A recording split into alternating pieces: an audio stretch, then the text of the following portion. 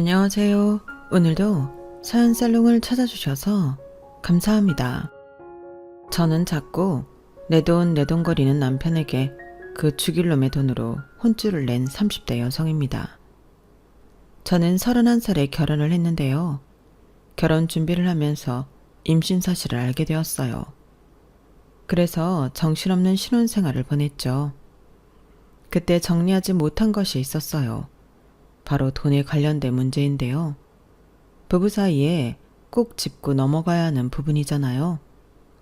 그 부분에 대해 저희 부부는 일절 의논은 하지 않았고 그렇게 자연스럽게 각자 따로 관리하게 되었어요.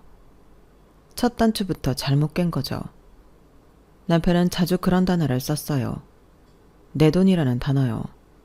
그리고 그런 단어도 썼죠. 네 돈이라는 단어를요. 그렇게 남편은 구분하기 시작했어요. 그러다 결혼 6년 차가 되던 해 저는 남편이 시댁에 매달 100만 원을 주고 있었다는 사실을 알게 되었어요. 그리고 그건 시작에 불과했죠. 그 사실들에 열이 받은 저는 과감하게 저희 친정에 매달 1,000만 원을 드렸어요. 저는 고작 작은 개인 미용실을 운영하고 있어요. 그런데 그렇게 큰 돈이 어디서 났는지, 그래서 남편의 반응이 어땠는지 궁금하시죠? 지금부터 말씀드릴게요. 저는 가난한 집의 딸로 태어나 어릴 때부터 제 힘으로 돈을 버는 게 목표였어요. 그래서 다들 가는 대학은 시간 낭비라는 생각이 들었고, 그러면 빨리 돈을 벌 수 있는 방법이 뭘까 하다가 미용고등학교에 진학해요. 그리고 미용 관련 전문대학교를 나왔죠. 그렇게 빨리 돈을 벌기 시작했어요. 그리고 그 돈을 쓰지 않고 차곡차곡 모아서 29의 개인 미용실을 열었죠. 사실 집안의 도움 없이 그 나이에 개인 미용실을 여는 건 쉽지 않은 일이었어요. 그만큼 저는 악착같이 모았어요. 다들 하는 연애도 돈이 아깝다는 이유로 하지 않았죠. 그런 제가 어떻게 결혼을 했냐면요. 제가 이전에 미용실에서 같이 근무한 미용사의 결혼식에 갔어요. 그때 같이 근무한 또 다른 미용사와 같이 갔는데요. 그 친구가 남자친구를 데리고 왔더라고요. 그런데 그 남자친구가 제게 애인이 있냐고 물었어요. 혹시 남자친구 있으세요? 실례가 안 된다면 제가 아는 사람이 있는데 오늘 결혼식 끝나고 같이 노실래요? 아, 그래요 언니. 시간 있으면 같이 놀아요. 네? 왜요? 제 친구가 딱 좋아하는 스타일이어서요. 저는 거절하려고 했지만 상황에 못 이겨 그 자리를 나갔고 거기에 남편이 있었어요. 처음 본 남편은 뭐랄까 여유로운 사람이었어요.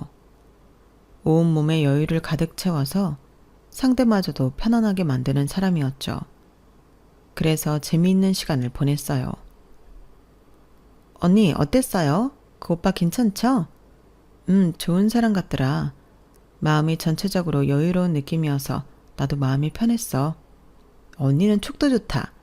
그 오빠 마음만 여유로운 게 아니라 그냥 여유로운 사람이에요. 무슨 말이야? 나도 직접 듣지 못해서 사실인지 아닌지는 모르지만 그 오빠 아버지가 은행장인데 건물도 가지고 있다고 하더라고요. 그래서 어릴 때부터 유복하게 컸대요. 아무래도 그러니까 여유로운 거 아니겠어요? 아, 그럼 나랑은 별로 어울리지 않겠다. 에이, 그 오빠는 언니 마음에 들어하는 것 같던데요? 우리 오빠한테 고맙다고 그랬대요. 오늘 처음 만나서 어떻게 될지 모르지만 언니 잘해봐요. 시댁이 넉넉하게 잘 살면 얼마나 좋아요. 무슨 벌써부터 시댁이야. 하지만 남편은 곧 저에게 고백을 했고 저희는 연인이 되었어요. 그리고 정말 남편의 아버지는 은행장이었고 건물도 한 채 가지고 있었어요.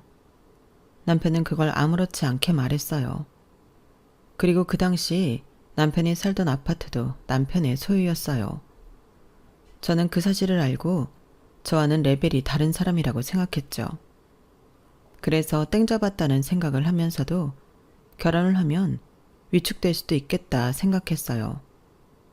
그리고 남편이 제 집안 사정이나 경제적인 상황을 알면서도 프로포즈를 할지가 의문이었어요.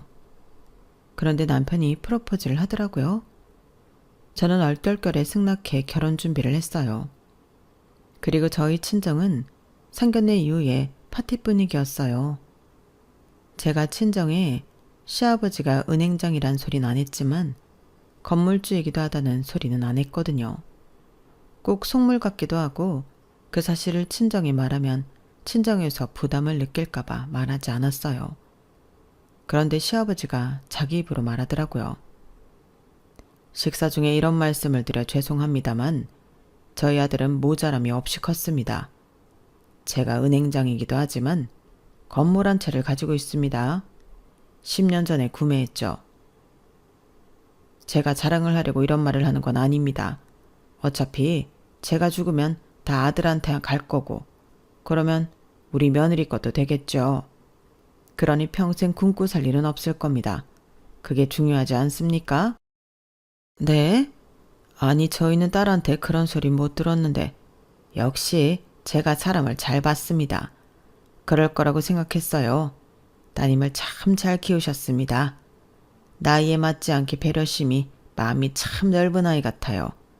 게다가 어린 나이에 벌써 자기 미용실도 있고 얼마나 성실하고 야무졌으면 그럴 수 있겠습니까?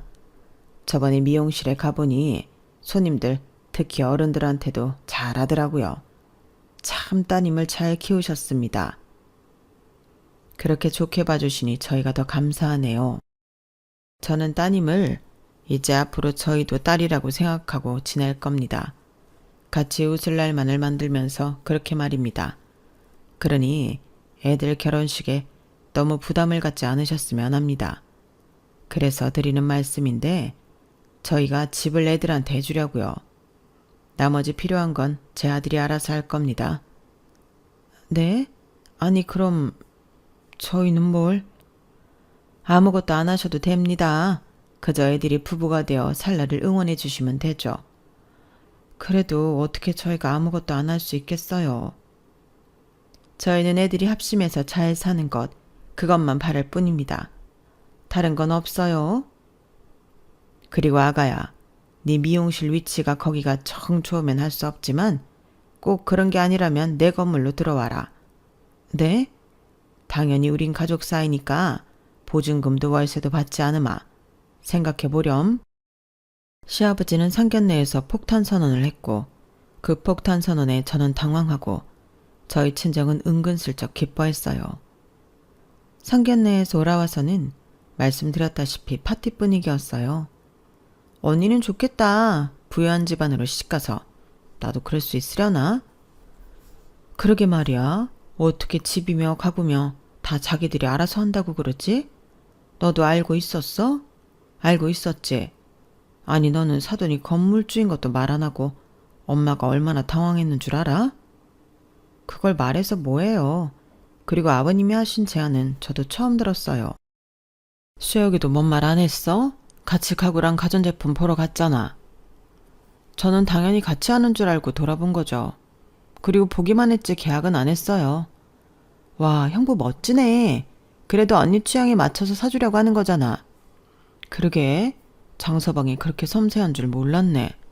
아무튼 잘 됐다, 잘 됐어. 은행장이라고 할 때도 그 수준에 어떻게 맞추나 했는데 나중엔 건물주라고 하지 않나. 정말 막막했다, 엄마는. 그런데 다행이다. 우리는 뭐 한복이랑 네 아빠 양복만 맞추면 되겠네. 그쵸 여보? 그런데 정말 아무것도 안 해도 괜찮은 거야? 그 집에서 그렇게 한다는데 뭘. 어차피 우리 형편에 그 집안 수준에 맞춰 못해요. 그냥 나중에 우리 목 축의금 지연이 주지 뭐. 당신은 좋으면서 그런다? 그렇게 저희 친정에서는 제 결혼에 단 한 푼도 보태지 않았어요. 그리고 결혼 준비를 하면서 저는 임신을 했다는 것을 알았죠. 그 소식을 친정에 말하니 걱정을 한아름 했어요. 그런데 걱정과는 다르게 시댁에 알리자 시아버지는 무척이나 좋아했어요. 복덩이가 복덩이를 물고 왔네. 저는 시아버지의 무한한 사랑을 받으며 결혼하게 되었어요. 저는 걱정이 없었어요. 이런 따뜻한 시아버지와 함께라면 시댁살이 10월 드는 제게 남일 같았죠. 물론 시어머니도 좋은 분이었어요. 은행장 사모님으로서 품위를 지키는 분이라 저에게도 친절하게 했죠. 하지만 저는 뒤늦게 알게 되었어요. 그건 시아버지라는 방패가 있었기 때문에 가능한 사실이었다는 걸요. 저를 딸처럼 아껴주신 시아버지는 제가 결혼을 한 지 2년째가 되던 해에 폐암으로 갑자기 돌아가셨어요. 말기에 발견되어서 선고를 받은 지 반년 만에 돌아가셨죠. 장례식에서도 그랬지만 전 시아버지가 몇 개월 남지 않았다는 선고를 받을 때부터 슬펐어요. 정말 우울했어요. 결혼을 하고 시아버지와 좋은 추억이 그렇게 많았거든요. 그래서 저는 장례식에서 참 많이 울었어요. 모르는 사람은 제가 시아버지의 딸이라고 생각할 정도였어요. 그런 저에게 시어머니의 행동이나 반응은 너무 이상했죠. 시어머니는 전혀 울지 않았어요. 그리고 장례식장은 불편하다며 3일 내내 9시가 되면 집에 데려다 달라고 했죠. 그리고 다음날 11시쯤 왔어요. 저는 시어머니가 너무 슬퍼서 오히려 침착한 건가 그런 생각을 하기도 했어요. 그런데 남편에게 물어보니 그건 아니었어요. 어머님 괜찮으신 거 맞아? 울지도 않고 멀쩡하니까 오히려 이상해서. 괜찮아. 저럴 줄 알았는데 뭘. 그게 무슨 소리야? 우리 부모님 겉으로는 이상적인 부부처럼 보이지만 사실은 아니거든. 이상적인 부부 맞잖아. 두 분 싸우는 것도 한 번도 못 봤는데 항상 배려해서 말하고. 그만큼 서로 벽이 있는 거지. 나 어릴 때부터, 아니 태어났을 때부터 각방 썼어. 아버지 서재에 침대 있잖아. 그거 보고도 몰랐어? 아, 그건 일하다가 피곤하실 때 쓰는 건 줄 알았지. 각방 쓰셨구나. 아버지는 서재에서 지냈어. 어머니는 안방 쓰시고. 아무래도 둘 다 원한 결혼이 아니었으니까. 그게 무슨 말이야? 우리 부모님 밖에선 연애 결혼했다고 하지만 사실 그냥 하룻밤의 실수였어. 어떻게 만났는지는 나도 자세히 모르지만 은행원이던 아버지와 패션 잡지사에서 일하던 어머니가 어쩌다 하루 만나서 시간을 보냈는데 나를 가진 거야. 그 당시엔 낙태고 뭐고 불법이었으니까 서로 잘 모르는 사이여도 결혼을 할 수밖에 없었던 거지. 아, 그런 사연이 있었구나. 난 전혀 몰랐어. 그럼 모를 수밖에 없지. 아는 사람도 별로 없을걸. 그만큼 어머니가 대처라고 해야 하나? 그런 걸 잘했으니까. 우리 어머니가 패션 잡지사에서 일했다고 했지? 보기엔 안 그래도 엄청 개방적이고 자유로운 사람이야. 결혼하기 전에 옛날 사진 보면 진짜 멋쟁이처럼 입고 있어. 지금이랑 다르게. 그랬던 어머니가 보수적인 은행원을 만나 평생 억압받고 억누르고 산 거지. 나중엔 어울리지도 않는 사모님 행세를 하면서. 우리 어머니 패션도 패션이지만 명품에도 일가견이 있어. 그런데 은행장 사모님이니까 뭘 하든 그 위치에 맞춰서 사셨지. 특히나 시아버지가 사치 부리는 걸 정말 안 좋아했어. 그래서 뭐 명품도 클래식한 거 몇 개 돌려서 썼잖아. 그러니까 아마 지금도 슬프다기보다는 좀 속이 시원할걸? 그렇게 말하는 남편의 표정은 조금 슬퍼 보였고 저는 남편이 시어머니가 그렇게 된 것에 자기 탓이 있다고 자책해왔다는 걸 알았어요. 그러면서도 놀랐죠. 저는 시부모님에게 그런 사연이 있는 줄은 꿈에도 상상하지 못했거든요. 그만큼 저는 시부모님의 사이가 좋은 줄 알았어요. 하지만 남편의 말을 믿을 수밖에 없었죠. 시아버지가 돌아가신 이후로 시어머니 행동이 180도 달라졌거든요. 시어머니는 일단 기존에 있었던 심플하고 클래식한 옷들을 죄다 버리고 화려한 명품을 사입기 시작했어요. 그리고 수수하게 하던 화장도 화려하게 변했죠. 게다가 저에게 피부과에 데려다 달라고 하더니 울세라며 매며 피부 시술을 엄청 받기 시작했어요. 그렇게 완전히 다른 사람이 된 시어머니는 불편한 얼굴을 하고 자기 집에서 1층에 있는 제 미용실로 내려왔어요. 그리고 이 사람 저 사람 자기 지인을 부르기 시작했죠. 제 미용실은 시어머니의 아지트였죠. 왔어? 아유, 밖에 날씨가 참 덥다. 여긴 아직도 에어컨을 안 틀었어? 월세 안 낸다고 하지 않았나? 뭘 그렇게 아낀다고 에어컨을 안 틀었대?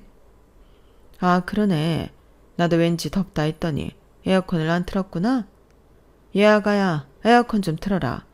너는 정말 뭘 아낀다고 에어컨도 안 트니? 죄송해요. 별로 안 더워서. 네가 덥고 안 덥고가 중요해? 손님들이 더울 수도 있으니까 트는 거지. 이제야 좀 시원하네. 여기 커피는 없어? 아가야, 냉커피 2잔만 타와라. 냉장고에 있어요. 지금 오픈 준비해야 돼서. 그거 쓸고 닦고 얼마나 걸린다고. 빨리 가서 냉커피 2잔 타와. 아니 넉 잔. 이제 곧 올 테니까. 누가 더 오세요? 맨날 모이던 친구들인데 뭘 새삼. 어머님, 넓지도 않은데 자꾸 부르시면 곤란해요. 손님들 앉을 자리도 없겠어요. 예, 우리가 이렇게 앉아있는 게 너한테 얼마나 도움이 되는지 몰라서 그래? 이렇게 앉아있으면 손님을 부르게 되어 있어. 누가 팔이 날리는데 오고 싶겠니? 그리고 넓지도 않아? 지금 우리 건물 무시하는 거야? 어머나, 보증금에 월세도 안 받는데 그런 소리까지 들어야 해? 자기 정말 안 됐다. 내가 이렇게 산다니까? 고분고분 말은 듣지도 않고 꼬박꼬박 말 대답은. 우리 아들은 왜 이런 애를 데리고 왔는지 몰라. 너 이러면 내가 월세 받는 줄 알아? 아무리 며느리로 받아야지. 돈 앞에서는 다 남남인 거야. 그러고 보면 자기 남편은 참 너무했어. 너무해? 자기한테는 명품백 하나 제대로 못 사게 하면서 며느리는 세도 안 받아, 관리비도 안 받아, 보수나 관리도 공짜로 해줘. 아가씨, 시아버지한테 10만 원이라도 준 적 있어? 제가 있긴 뭘 있어. 시아버지 등 뒤에 숨어서 알랑방구나 꼈지. 어머님, 제가 언제? 넌 양심에 털났니? 네가 언제? 맨날 옆에 내가 버젓이 있는데 네 시아버지랑 노닥거리지 않았어? 둘이 얼마나 쿵짝이 잘 맞는지. 그리고 친구 말대로 네가 그래서 우리한테 10만 원이라도 준 적 있니? 심지어 너는 내가 네 아들 봐주는데도 10원 한 장 안 주잖아. 그건 아버님이 그러지 말라고 해서. 전에는 아무 말씀 안 하셨잖아요. 봐, 또 시아버지 뒤에 숨지? 그런데 어쩌냐? 이제 네 시아버지는 하늘나라에 도착했을 텐데. 그리고 말 나온 김에 말하는데 나 이제 네 아들 안 봐준다? 네? 네가 미용실에서 네 아들 보든지 아니면 그 전에 미용실을 탔든지. 네 친정에 맡겨도 되고. 아무튼 난 이제 무급으로 못하니까 네가 알아서 해. 오늘 당장부터. 오늘 당장부터요? 아니 그 이야기를 왜 지금 하세요? 말 나온 김에 한 거라니까? 이제 올 때가 됐는데. 너 지금 예약 있니? 오후부터 있는데 왜요? 그럼 지금 문 닫고 어디 좀 가자. 다른 동네에 새로운 브런치 카페가 생겼대. 네? 지금요? 저 미용실 지켜야죠. 넌 꼭 어차피 같이 갈 거면서 초치더라.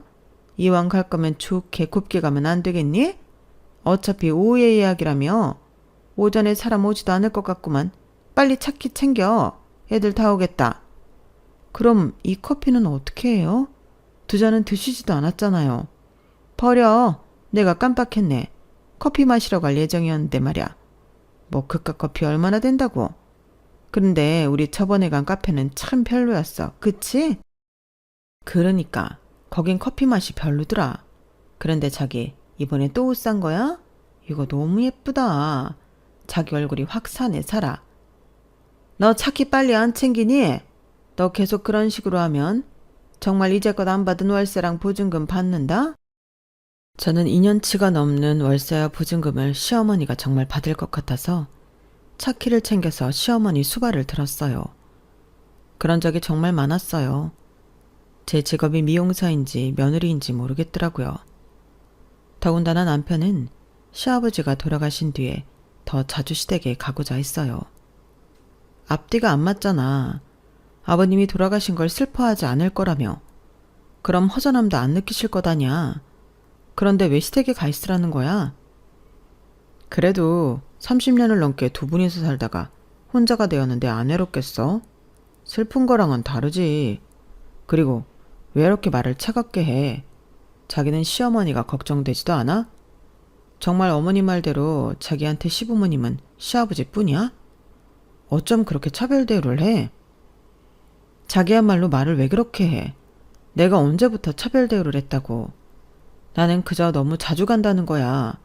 우리 생활도 있고 나도 미용실 영업하면서 피곤한데 좀 쉬어야 되지 않겠어?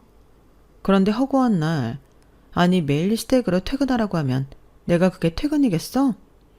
봐, 너 아버지 살아계실 땐 그런 말 안 했어. 정말 너한테 시부모님은 아버지뿐이구나. 우리 어머니가 괜히 그런 말을 한 게 아니네. 어머니가 얼마나 서운해하는 줄 알아? 어머니가 그러셔? 최근에도? 당연하지. 최근에 자기가 태도가 바뀌었으니까. 기가 막혀서. 그리고 자기도 생각해봐. 어머니 아버지 돌아가시고 유산 한 푼도 못 받았어. 아버지가 건물 나한테 주셨잖아. 그리고 이제껏 부모님이 그 건물 제일 꼭대기에 살았으니 어머니는 집도 아들한테 뺏긴 거나 다름없어. 연금 받으시잖아. 그거야 부부한테만 상속이 되니까 어쩔 수 없었던 거고. 아마 아버지 자식한테 연금 상속되었으면 자식한테 상속했을걸? 봐. 얼마나 우리 어머니 처지가 안타까워. 그래 알겠어. 어머님 댁에서 기다릴게. 퇴근하고 곧장 와. 그래요. 저도 부인이고 와이프고 마누라로서 한평생 가정을 위해 썼는데 남편에게 유산 한 푼도 못 받은 처지가 안쓰럽긴 했어요. 더구나 남편의 말처럼 보수적인 시아버지 옆에서 시어머니는 남다른 패션 센스도 뽐내지 못하고 30년 동안 재미없게 살았잖아요. 거기다가 시아버지랑 시어머니가 9살 차이가 나고 계산을 해보니 남편을 낳았을 때 시어머니는 고작 22살이었더군요. 시어머니가 그렇게 행동하는 것도 이해 못할 것은 아니었어요. 하지만 계속 자기 집에서 제 미용실로 출근하듯 드나들고 저를 운전수로 쓰는 게 짜증나서 저는 홧김에 미용실을 이전해버렸어요. 그러자 시어머니는 제 의도를 알았는지 무척이나 기분 나빠했어요. 그러면서 매번 택시를 타고 이전한 미용실로 왔죠. 친구들도 처음엔 부르지 않더니 나중엔 전처럼 제 미용실을 아지트로 삼았어요. 그렇게 3년이 흘렀을까요? 저는 매일같이 미용실에 오는 시어머니를 이제는 손님 중 한 분이라고 생각했어요. 물론 진상 손님이요. 저는 시어머니를 진상 손님이라고 생각했어요. 왜냐하면 그 3년 동안 시어머니가 제 손님과 싸운 적이 여럿 있었거든요. 아, 지금 우리 며느리가 머리 감겨주러 가서 일단 여기 앉아요. 뭐 하려고요? 매직하려고요. 원장님이세요? 아, 원장은 우리 며느리고 일단 매직한다고 했죠? 여기에는 매직이 3코스가 있어요. 그 중에 손님은 아마 C코스를 해야겠다? C코스가 A코스보다 3배나 비싸네요. 저한테 너무 비싼데? 그냥 A코스로 해주세요. C코스가 낫다니까. 우리 몸에서 머리가 얼마나 까다롭고 예민한지 알아요? 돈이 싸다고 해서 무조건 그걸 하면 안 돼. C코스를 해요. 알겠죠? 우리도 먹고 살아야지. 여기 월세만 얼만지 알아요? 상부상조 해야지. 젊은 사람이 요샌 더 한다니까? 시어머니는 저에게 상의도 없이 손님에게 비싼 시술을 권했어요. 맨 처음에 저는 그런 사실도 모르다가 손님이 말해줘서 알았죠. 어머님, 대체 손님한테 무슨 말씀을 하신 거예요? 코스도 머리에 따라서 다르게 추천드려야지. 아무렇게나 비싼 코스만 추천하시면 어떡해요? 너는 왜 너 잘되라고 그런 일에 화를 내니? 그거 내가 받는 것도 아니고 네가 받는 건데 나한테 고마워해야지. 제가 화를 내면 시어머니는 늘 저렇게 말하며 뻔뻔하게 굴었어요. 그리고 저번에는 손님이 시어머니에게 화장실 열쇠를 달라고 했는데 미용실이 떠나갈 정도로 화를 내면서 내가 여기 허드렛이라는 사람인 줄 알아? 하셨어요. 그리고 완선된 머리를 하고 만족하는 손님에게 친구들과 핀잔을 놓기도 했죠. 그래서 제가 잃은 손님만 한 트럭이 될 거예요. 그리고 친구들과 함께 자리를 차지하는 건 전과 다를 바가 없었고 커피며 과자며 비품을 축내는 일도 마찬가지였죠. 게다가 시어머니는 자기 친구들이 머리를 하러 오면 공짜로 해주라고 난리였어요.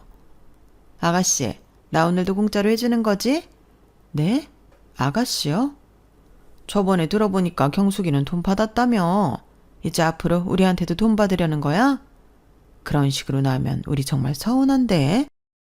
그냥 새치 염색도 아니고 프리미엄 염색을 하셨는데 어떻게 그냥 해드려요? 너는 말을 또 왜 그렇게 하니? 공짜로 해줄 테니까 걱정하지 마.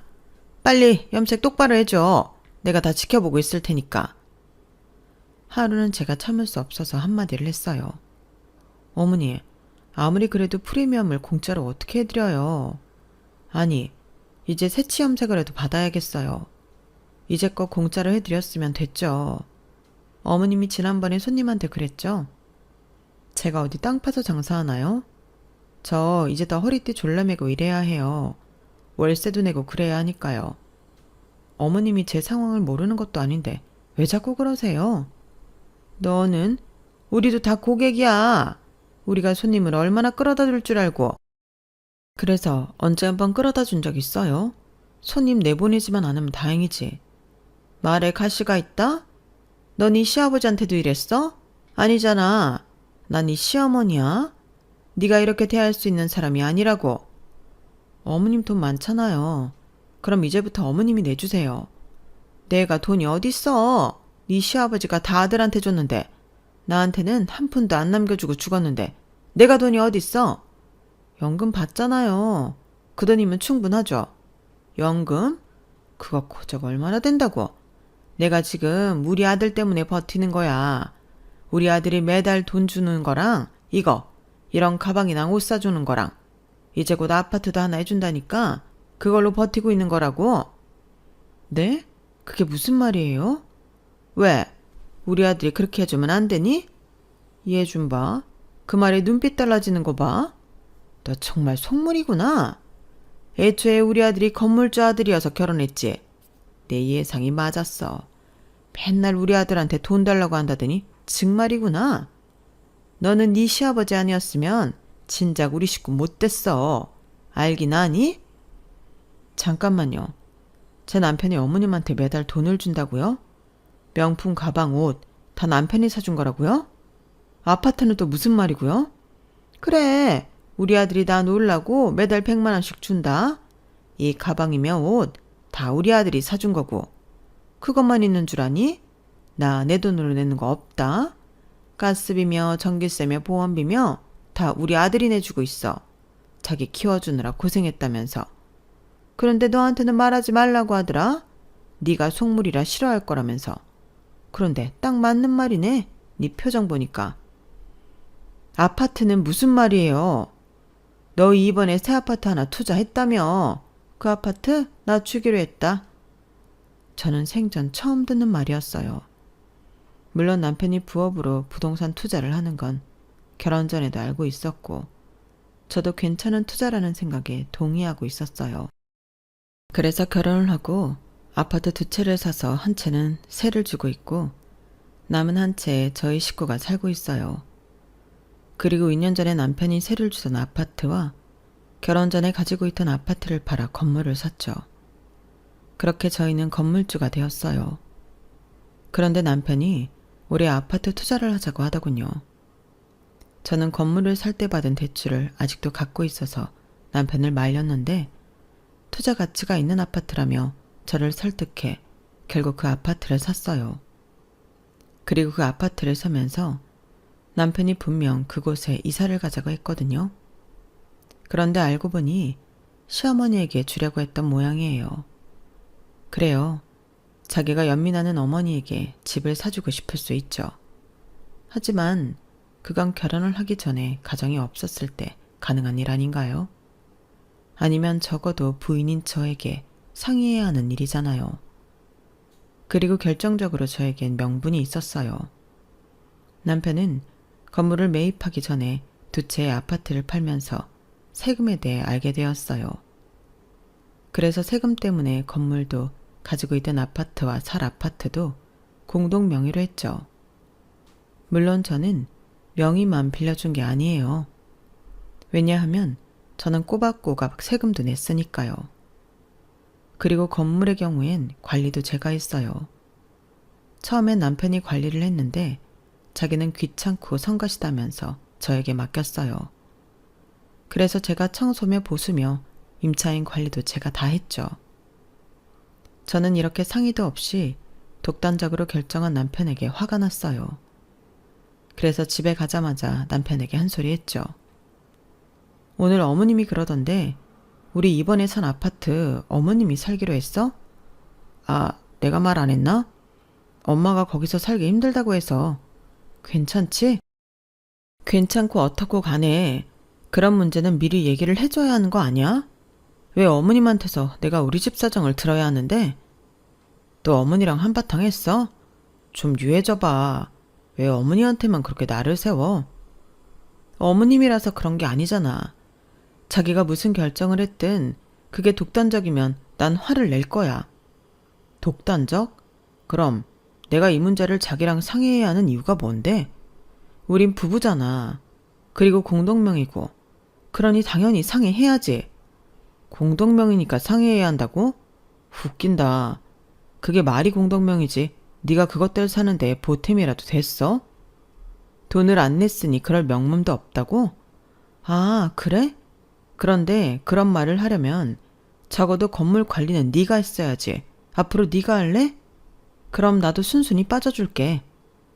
다 끝난 이야기를 왜 할까? 그거 좀 관리하는 게 뭔 대수라고. 그러니까 그럼 네가 하라고. 아니면 나한테도 수입 일부 줘. 이제껏 나 세금 내면서도 한 푼도 못 받았어. 그래, 수입도 주고 생활비도 줘.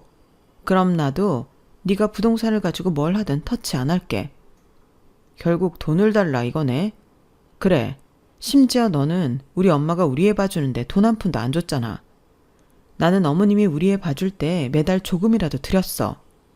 고작 그거 몇 푼이나 됐다고 그거 가지고 생색내기에 쪽팔리지도 않아? 그리고 요새 미용실 불경기야? 왜 자꾸 돈 타령이지? 저번에 우리 어머니랑 친구분들 갔을 때도 돈 받으려고 했다며. 야, 그러면 솔직히 재료값만 받아야지. 뭘 다 받으려고 그래? 그러게 건물에선 왜 나갔어? 그냥 있으면 되지. 너 같으면 안 나가겠니? 또 우리 어머니 탓이야? 야, 시어머니가 며느리랑 잘 지내면 좋지. 지금 네가 하는 꼬라지 보면 하늘에서 우리 아버지가 원통하겠다 야. 그래, 앞으로 네 부동산 투자에 대해 아무 말도 안 할 테니까 앞으로 꼬박꼬박 입금해. 매년 세금까지 보내. 또 돈. 언제까지 돈돈거릴래? 너 돈 있잖아. 멀쩡하게 벌면서 왜 나한테 돈을 달라고 그럴까? 그렇다고 내가 안 쓰는 것도 아니잖아. 뭘 쓰는데? 아, 가끔 밥 사오는 거? 전기세, 가스비 한번 안 내면서 뭘 쓴다는 거야? 너 진짜 내 돈 보고 결혼했구나. 우리 아버지 재산 보고 결혼했니? 어떡하냐? 우리 아버지 그것도 모르고 며느리 좋다고 하시고 돌아가셨네. 남편에게는 도통 말이 통하지 않았어요. 결국 저는 네 돈 내 돈 거리는 남편에게 특단의 조치를 취했어요. 저는 친정엄마에게 아들을 돌봐주는 이유로 매달 1,000만 원씩 보내드렸어요. 당연히 큰 금액에 저희 엄마는 놀라서 다시 보내주려고 했어요. 엄마, 이제껏 제가 한 푼도 못 드렸잖아요. 그러니까 받아도 돼요. 그래도 어떻게 이 큰 돈을. 나 돈 많아요. 미용실도 잘 되고 있고. 제가 결혼 잘해서 건물도 있고 아파트도 있는 거 알잖아요. 그리고 애 아빠도 동의한 일이니까 너무 걱정 안 해도 돼요. 저는 일부러 남편이 동의한 일이라고 친정 엄마에게 못을 박았어요. 그리고 제 예상대로 친정 엄마는 그 사실을 남편에게 말하며 고마움을 표현했어요. 남편이 그 사실을 알고 기겁을 하며 저에게 화를 냈어요. 네가 드디어 미쳤구나. 어떻게 손잡아준다고 장모님한테 1,000만 원을 줘. 100만 원도 아니고 1,000만 원? 진짜 준 거야? 그럼 정말 주지 가짜로 줘? 통장 확인해봐. 정말이지. 근데 내가 엄마한테 그 정도도 못 해줘? 이제껏 몇 년 동안 한 푼도 못 드렸는데 그 정도는 드릴 수 있지. 아무리 그래도 제정신이 있는 여자가 어떻게 그래? 어디서 난 돈인데 네 돈은 아닐 거 아니야. 내 돈 맞아. 반은 내 돈이지 뭐. 공동명의니까. 공동명의? 너 아파트 팔았어? 눈치는 빠르네. 맞아. 몇 달 전에 산 새 아파트 팔았어. 네가 정말 부동산 쪽엔 일가견이 있나 봐. 이득 보고 팔았어? 정말이야? 정말이냐고. 계약서 있으니까 봐봐. 아직 볼펜 잉크도 안 말랐을걸? 이게 어마어마한 짓을 벌여놓고서 지금 네가 그런 말이 나와? 어마어마한 짓은 네가 더 했지. 나는 너처럼 했을 뿐이야. 그게 무슨 말이야? 네가 매번 이런 식으로 굴었잖아. 내 돈이니까 상의 없이 마음대로. 나도 그렇게 한 거야. 그러니까 너무 열릴 것 없어. 아무리 그래도 1,000만 원이야, 1,000만 원. 언제부터 줬는데? 언제부터 줬냐고. 너도 참 장모님한테 인색하다. 이제껏 네가 내가 시어머니한테 한 것처럼 운전수배를 들었니? 공짜로 머리를 해줬니? 아니면 장모님 친구들 비를 맞췄니? 그것도 매일. 그거 다 3,000만 원으로 갚았다고 생각해. 그리고 이혼해. 지금 보니까 고삐 풀린 망아지 마냥 구는 어머님이랑 이제껏 남편 노릇 아빠 노릇 안 한 네가 이번 기회에도 바뀌지 않을 것 같네. 재산분할 동의서까지 작성해. 뭐? 3,000만 원? 네가 정말 미쳤구나. 너 아무리 공동명의지만 내 동의 없이 아파트 판 거 그러면 안 되는 거야. 이혼할 때 걸고 넘어지면 분명 너한테 불리할 일이라고. 그런데 어디서 이혼을 한다 만다야? 그러면 상황이 이꼴하지가 않는데 안 할 거니? 꼴에 먼저 이혼 이야기 못 꺼냈다고 자존심 상하는 거야? 그리고 이번 일은 내 잘못이라고 하면 어쩔 수 없지. 그만큼 재산 분할도 위자료도 유리하게 못 받을 수 있지. 그런데 넌 청렴하니? 결백하니? 이제껏 생활비 준 적 없고 가사에도 불성실했고 육아도 전혀 하지 않았잖아. 게다가 공동명의 재산에서 내가 수입 얻은 게 뭔데 관리만 내가 하고. 난 그 증거들도 다 있어. 그렇게 말하면서 저는 준비한 자료들을 보여줬어요. 결혼 6년 동안 남편이 생활비 명목으로 그리고 공동명의 재산에 대한 수익 관련으로 제게 입금한 돈이 없다는 내역과 제가 건물 관리 목적으로 투자한 비용, 임차인들의 목록과 메시지 내용들, 세금 지출 내역이었어요. 이런 것들은 전혀 신경 쓰이지 않나 봐. 너나 나나 잘한 거 없어.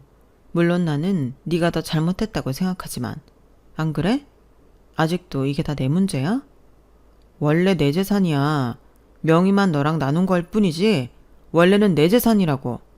내가 알아보고 내 힘으로 내 돈으로 투자한 거 아니야? 넌 단지 명의만 빌려줬을 뿐이라고. 게다가 첫 번째 건물은 아버지 유산이야. 그런데 왜 내가 너랑 수입을 나누고 공유해야지? 부부라는 이유로? 택도 없어. 그래? 그럼 난 또 그 이야기를 할 수밖에 없어. 명의만 빌려줬는데 내가 왜 관리하고 보수를 해야 해?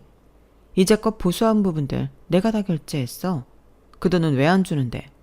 그래, 첫 번째 건물은 아버님 유산이라고 쳐. 그런데 나머지 부동산 매매할 때 나도 부동산 다녔어. 네가 따라다니기만 했지 부동산에 대해 뭘 안다고. 그래서 공동명의로 했는데 내 동의가 없었다고 하려고? 그럼 너한테 더 불리해지는 거 아니야? 내 명의를 세금 줄이라는 목적으로 내 마음대로 썼다는 거잖아. 그리고 나도 대출 써서 보탰어. 건물도 아파트도 보탰다고. 고작 몇 천만 원 가지고. 그 몇 천만 원이라도 보탠 건 보탠 거지. 적어도 명의만 빌려줬다는 말을 아무도 안 믿겠지? 아무리 그래도 어떻게 장모님한테 몇 천만 원을 줘? 이거 설마 장모님이랑 짠 거 아니야? 우리 집 재산 너희 집에 주려고? 그 정도쯤이야. 네가 어머님한테 이자껏 준 돈이랑 비슷하지 않겠니? 그리고 방금 우리 집 너희 집이라고 했어? 역시 그렇구나. 너는 결혼한 6년 동안 나랑 우리 아들의 식구라고 생각하지도 않았구나. 그럼 대체 결혼을 왜 했는데? 무슨 이유로 나랑 결혼한 거냐고. 어엿한 성인이 결혼하는 게 무슨 이유가 있어. 그냥 때가 되어서 한 거지. 그리고 난 네가 이렇게 속물인지 몰랐다. 속물 좋아하네. 이제껏 내 돈으로 먹고 자고 생활한 주제에 속물은 너 아니야? 너는 엄마잖아. 너는 아빠 아니니? 너는 남편 아니야? 네가 우리 세 식구 살림에 뭘 얼마나 보탰는데?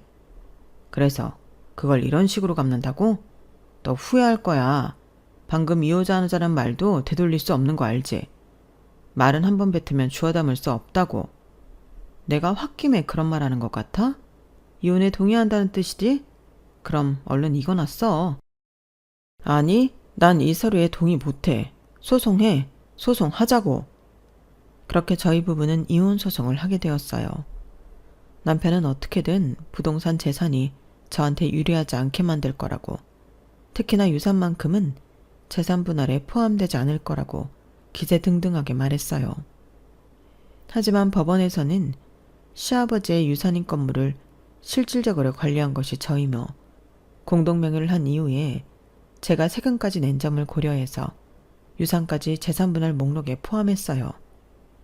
결국 모든 부동산 재산이 재산분할 목록에 포함되었죠. 그리고 판결은 제게 유리하게 되었어요. 저는 남편에게 보여준 모든 자료와 증거를 법원에 제출했는데요. 법원은 그것들을 토대로 부동산에 대한 저의 실질적인 기여도를 인정했어요. 그리고 그런 저의 실질적인 기여에 남편은 아무 보상이 없었다고 말했죠. 그만큼 남편이 독단적으로 수입을 관리한 것이 인정되었어요.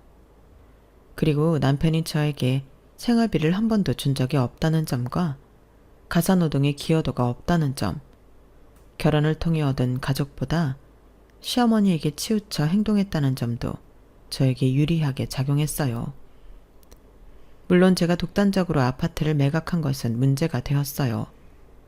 제가 주장한 재산 분할에 불리하게 작용했죠.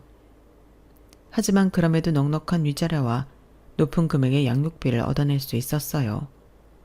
그리고 부동산 중 지금 세 식구가 살고 있는 아파트는 제 소유가 되었어요. 그리고 시아버지가 남긴 유산도 제 소유가 되었어요. 저는 6살 아들을 품에 안으며 기뻐했어요. 하지만 판결을 들은 남편은 억울해했어요. 판사님, 이 부동산은 엄연한 제 재산입니다.